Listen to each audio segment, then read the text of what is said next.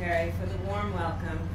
It is truly great to be here with all of you, local elected officials, distinguished guests, and community leaders. And it is an honor to be with members of the Philippine Coast Guard. The United States is proud of our long-standing ties with the people of the Philippines. I am here in Palawan to underscore the importance of our partnership in order to create economic opportunities, protect coastal ecosystems, maintain peace and stability, and uphold international rules and norms here in the South China Sea and around the world. To uphold international rules and norms is to support the lives and the livelihoods of people throughout the region. Earlier today, I heard from local officials in Tagpuras about the generations of families that have fished these waters. The fisheries of Palawan not only provide food for residents, but serve as the economic lifeblood of this island. I met fishers who go out every day and sustainably catch mackerel and tuna.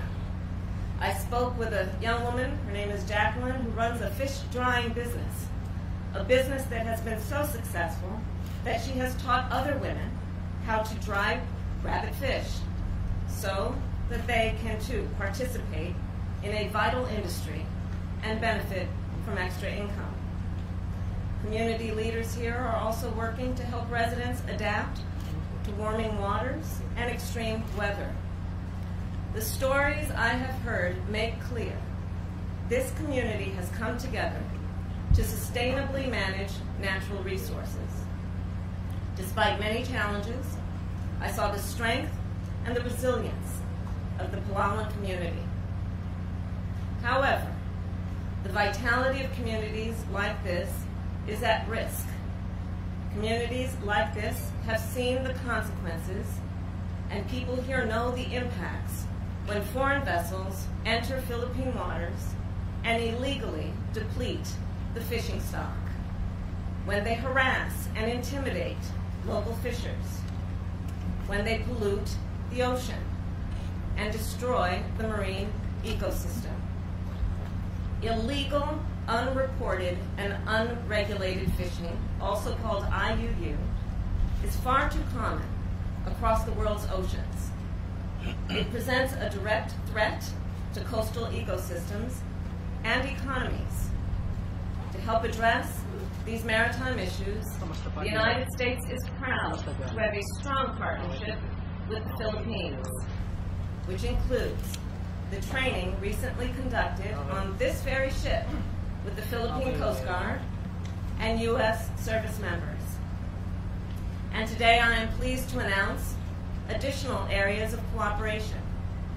The United States will provide new funding to Philippine maritime law enforcement agencies to increase their capacity to counter IUU fishing, to enhance monitoring systems, and to upgrade equipment.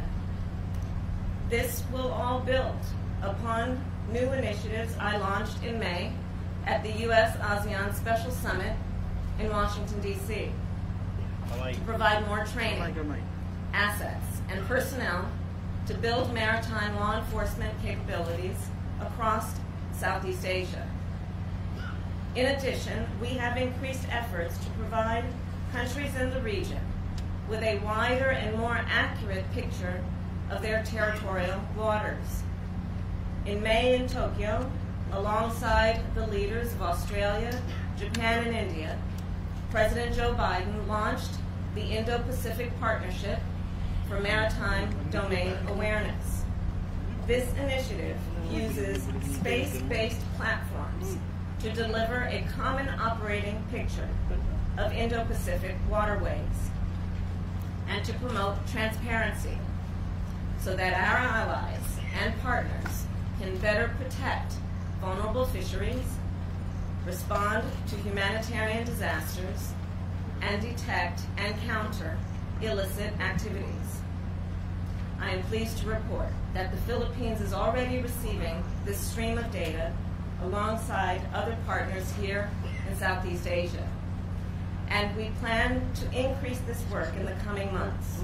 to include launching new satellites into orbit in December to expand this program. Through USAID, we are also launching a new partnership with local communities here in Palawan to promote sustainable fishing, strengthen food security, and conserve marine ecosystems. So this is how I see it. To protect the economic vitality of these communities, to protect the ecosystems they rely on, and to protect lives and livelihoods, we must uphold international rules and norms. And that is why our work here is so very important.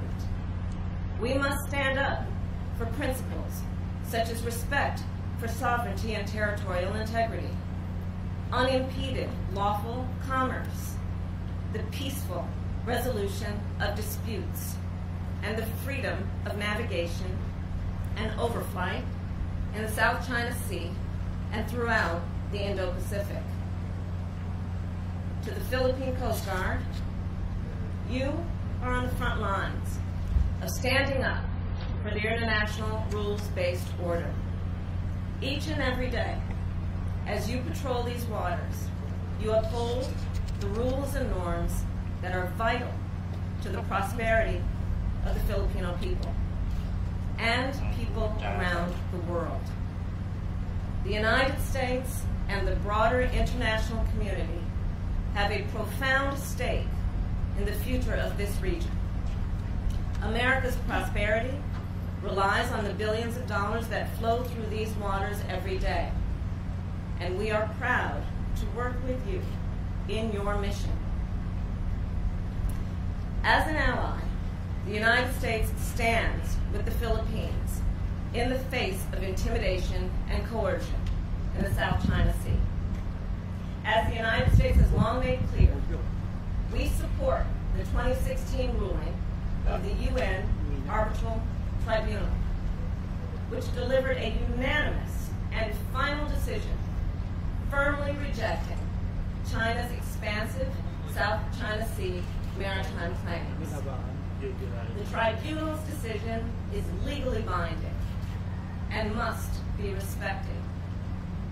We will continue to rally our allies and partners against unlawful and irresponsible behavior. When the international rules-based order is threatened somewhere, it is threatened everywhere. So the rules and norms that I have discussed today, they matter to the United States, to the Philippines, and to communities around the world. So to all of you here today, I say, the United States-Philippines alliance is strong. We are committed to you. We are committed to your success and to all the lives and livelihoods that rely on your work. Thank you.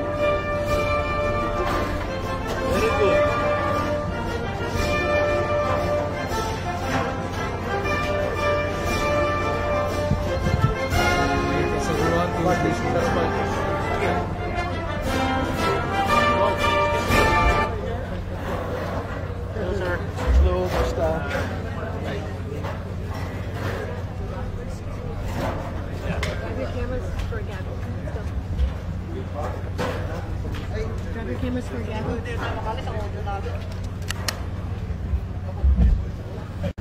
naman tayo pwede mag-class. Yes.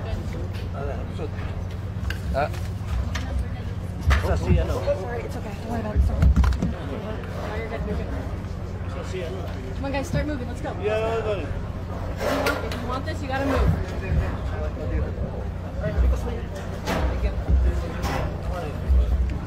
Pare, atrás. Sí.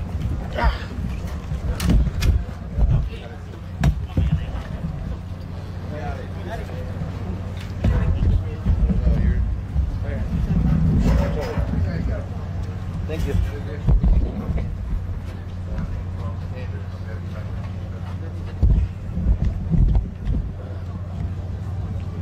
Wait.